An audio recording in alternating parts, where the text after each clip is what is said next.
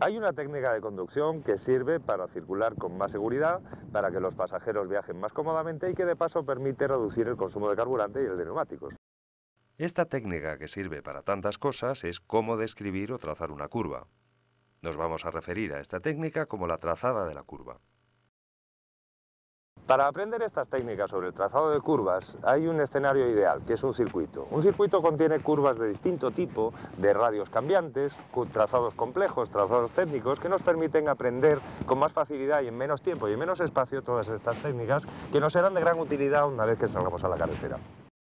En carretera no disponemos de la anchura de un circuito, pero lo conveniente es aplicar estas técnicas, extrapolarlas de la misma manera, dentro de lo posible, dentro de la anchura de un carril convencional. Hay dos variables importantes para trazar una curva adecuadamente. Por una parte, cuánto girar. Por otra, cuándo girar. Para la pregunta ¿cuánto girar?, la respuesta es sencilla, nunca más de lo necesario. Es decir, no debemos hacer que la curva sea más cerrada de lo que realmente es. Para la pregunta ¿cuándo girar?, la respuesta es depende. Si la curva es constante, el máximo punto de giro debe estar en el centro de la curva.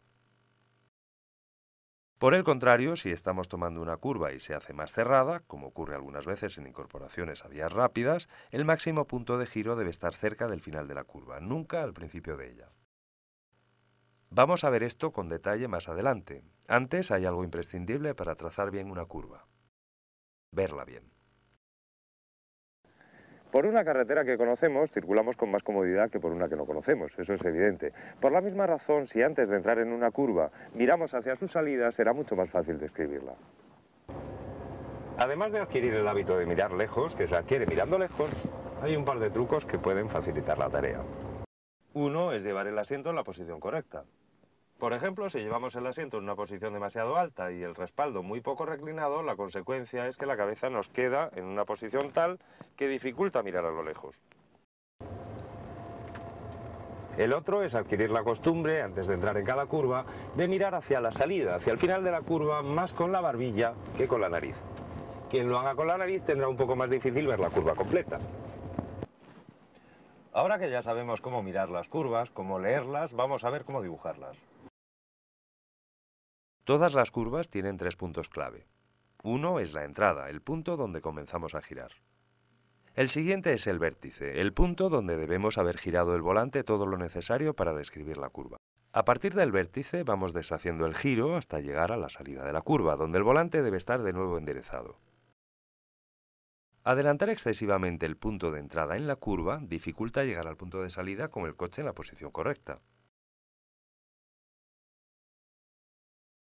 Eso es un error porque nos podemos encontrar en el punto de salida antes de que efectivamente se haya acabado la curva. Aquí no es que el coche fuera más deprisa, es que el conductor ha tenido que girar más para mantenerse en la pista.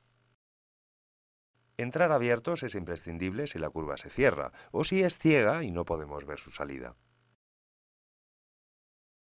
Retrasar el inicio del giro o entrar abiertos quiere decir aguantar por el exterior de la curva sin girar, aunque la curva efectivamente haya comenzado.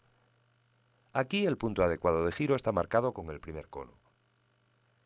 Entre este primer cono y el segundo, que marca el vértice de la curva, se debe alcanzar el máximo ángulo de giro del volante. Algunas veces se alcanza mucho antes del vértice y otras justo en ese punto. Finalmente hay que deshacer el giro hasta llegar a la salida de la curva. Esta es la tercera y última fase. Por el contrario, si empezamos a girar demasiado pronto, como ocurre aquí, salimos demasiado abiertos.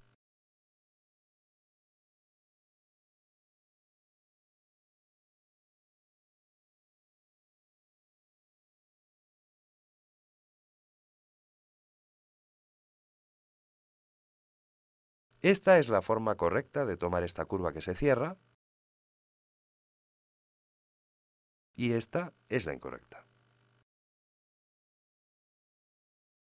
Y este es el resultado: la salida de la curva si se ha entrado en ella adecuadamente y si se adelanta demasiado el inicio del giro. No es preciso ir deprisa para aprender a trazar las curvas, todo lo contrario. Conviene hacerlo a una velocidad que nos dé un control absoluto sobre el coche y que no haga que se nos amontone el trabajo. Es un error muy frecuente que ante una curva que se cierra, el conductor entre deprisa y por el interior, cuando lo adecuado es hacer exactamente lo contrario, hacerlo despacio y por el exterior.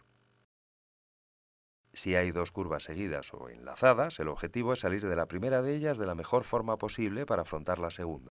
La técnica es semejante a la que debemos emplear en una curva que se cierra, retrasar el giro. Al hacerlo así, el coche queda mejor encarado para abordar la segunda curva. Si giramos demasiado pronto en la primera curva, saldremos de ella demasiado abiertos. Eso fuerza al coche a entrar demasiado cerrado en la segunda curva. Aquí el coche entra abierto en la primera curva, entra también abierto en la segunda, y por eso puede salir cerrado, que es lo más seguro en todo caso. Aquí, en cambio, entra en la primera demasiado cerrado, y eso le fuerza a entrar cerrado en la segunda, y por eso sale demasiado abierto. Cada curva es una oportunidad para aprender a trazarlas. Es decir, podemos practicar en desplazamientos normales, incluso por ciudad, porque no es necesario circular deprisa. Con el tiempo, si adquirimos esta técnica, nos daremos cuenta de que la conducción es más fluida y que los pasajeros se bambolean menos. La ayuda de un instructor puede ser muy valiosa. Como siempre, recomendamos hacer un buen curso de conducción.